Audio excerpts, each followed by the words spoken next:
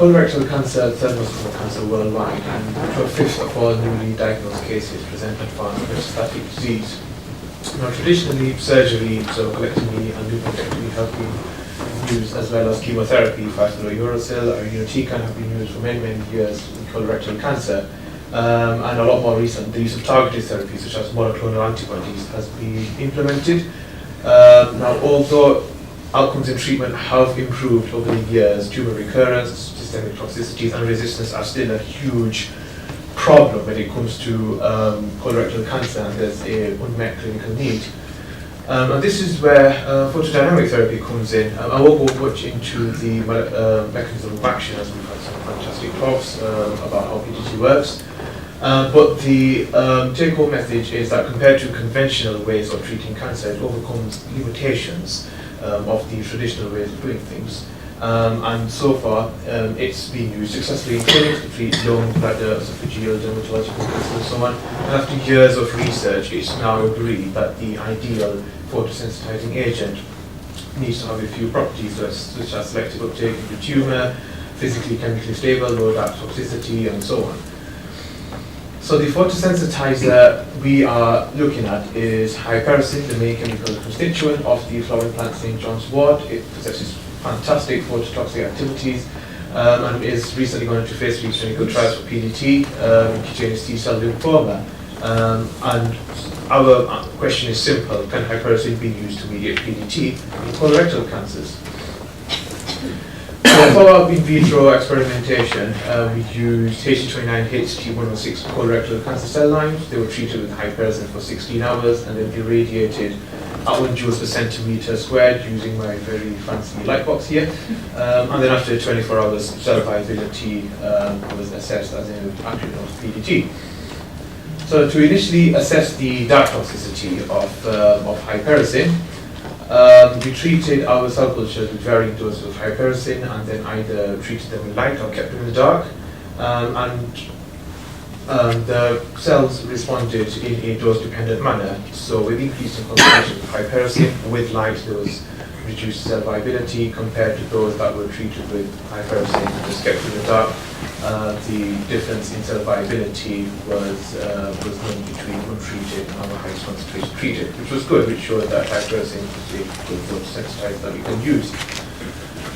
Now, another aspect of our project is the use of 3D models of cancer for evaluating PDT. Because it's now recognized, and especially in biomedical research, that 2D modular cell cultures, although they are good, they are not the best representations of cancers in a laboratory, whereas 3D cellular models of cancers are better representations of in vivo tumors. Specifically for PDT, spheroids offer many advantages. So a spheroid would have a hypoxic necrotic center, which is similar to that seen in vivo, which limits PDT due to the lack of oxygen or reducing reactive oxygen species and superoxides. The penetration of light through multiple layers of cells and tissues can also be analyzed in spheroids, and also the pharmacokinetics of a photosensitizer, which is really important for PDT, can all be evaluated in a 3D spheroidal model, unlike a conventional 2D modular cell culture. So, repeating the initial experiment that I showed earlier, spheroids that were treated with hypericin and then with light were responding a lot more to PDT compared to those that were treated with the hypericin and kept in the dark. Those spheroids were a lot more happy to remain alive and proliferate. And after that, we compared the response rate to hypericin PDT between 2D and 3D models of the same colorectal cancer cell line. And we did initially hypothesize that our 3D models were going to be a lot more resistant to treatment, and that was shown through our experiment. However, we did not expect it to be such a huge difference in both our cell lines. Our 3D models were just a lot more resistant to treatment compared to their 2D modular counterpart. And in order to investigate a molecular mechanism as to why our 3D models are a lot more resistant. Searching through literature, we identified this protein, ABCG2, which is also known as the breast cancer resistant protein, a member of the ABC transporter superfamily, and its role is to effectively uptake, distribute, and eliminate xenobiotics and metabolites from cells. Now, specifically in the anti-cancer research world, ABCG2 is highly known for its ability to confer resistance in tumors by effectively pumping out chemotherapeutic drugs out of cells and out of tumors, which is one of the reasons why a lot of tumors do not respond effectively to treatment and can relapse and recur many, many years later. And so when we looked at the expression of this protein in both 2D and 3D models of our colorectal cancer cell lines, we surprisingly found that in both of our cells, you can see my Western immunoblotting that I did, and the quantified results, in both of our cell lines, ABCG2 expression was a lot more higher in the 3D spheroidal models of the same colorectal cancer cell line, as opposed to the 2D model A counterpart, which is a good indication and which shows why spheroids are a lot more better representations of in vivo tumors compared to their 2D model A counterparts, and why it's they should be incorporated into more routine biomedical research experiments. And the so histological analysis of our ABCG2 expression, we found that the majority of the expression was actually occurring in the outer layers of our spheroids, a lot more than the inner hypoxic center. So which is also which is unlike a 2D model cell culture where the expression of the protein would be uniform throughout the entire cell culture. So we then hypothesized that could we possibly resensitize our spheroids or improve sensitivity in our spheroidal models to hyperacid-mediated PDT if we were to interact with ABCG2. Using a potent compound known as COLORECTAL, a non-toxic analog of the fungal toxin from Shrimogin C. Previously, previous investigations have shown that inhibition of ABCG2 is quite effective in inducing sensitivity in cancer cell lines to PDT. And so when we did our experiments, in our both 2D and 3D models, more importantly in our 3D models, we found that indeed when we pre-treated our 3D models with COLORECTAL and then subjected them to hyperacid PDT, they were more sensitive and responded better to treatment compared to those that were just treated with hyperacid PDT without the inhibition of ABCG2. Now, interestingly, even though combined treatment was better in both of our chosen colorectal cancer cell lines, we were still, at the highest concentration of hyperacid, we were still getting around 40 to 50% cell death, which then asks the question that are there other limiting factors which is inhibiting the potent full effect of hyperacid-mediated PDT. And so recently, we looked at the actual penetration of hyperacin through the spheroidal model of colorectal cancer cell lines. And we found that hyperacin was able to penetrate all the way through to the core of our spheroid.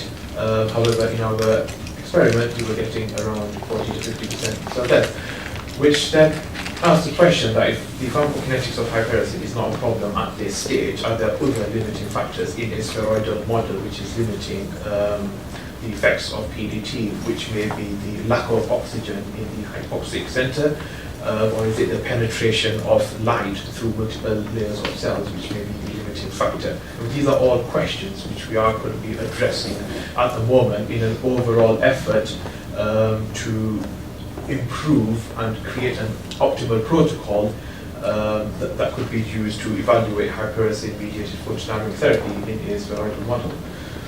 So apart from that, other future work and ongoing research that we're doing is the development of a more complex in vitro model of colorectal cancer for evaluating PDT, because up until now in our research project, we've been using homocellular spheroidal models made from a colorectal cancer cell line. Even though they are better than 2D model-layered conventional ways of doing things, they are not the best way of representations of in vivo tumors. And so we're currently collaborating with other groups in creating better and more complex in vitro models which have stromal cells, adipocytes and endothelial cells, and are better representations of colorectal cancers. And one of our aims is also at some point down the line to evaluate high-expressing PDT in animal colorectal cancer animal models as well. And finally, recently we've started investigating the microfluidic applications of 3D cell culturing. So in a nutshell, microfluidics is the concept of miniaturized experiments on a tailored device which effectively downscales laboratory-based experiments. And the advantage of that is that experiments are a lot more precise, they're a lot more controlled through the flow of fluids, and they're very cost effective as well if executed perfectly. And so we've created this device which accommodates the culture and growth of colorectal cancer spheroids. And so at the moment, we've already got to the stage of actually making the spheroids, a microfluidic device. But our intentions are to use this device to conduct microfluidic PDT experiments, and not just PDT, but hopefully this can also be used for other spheroid-based biomedical research experiments as well.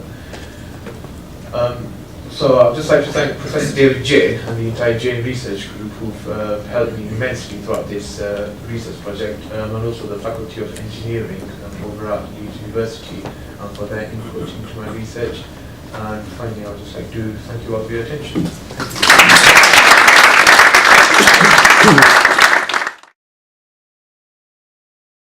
I think we have come to the end of the day and the sessions. I think you agree that we had a good day today.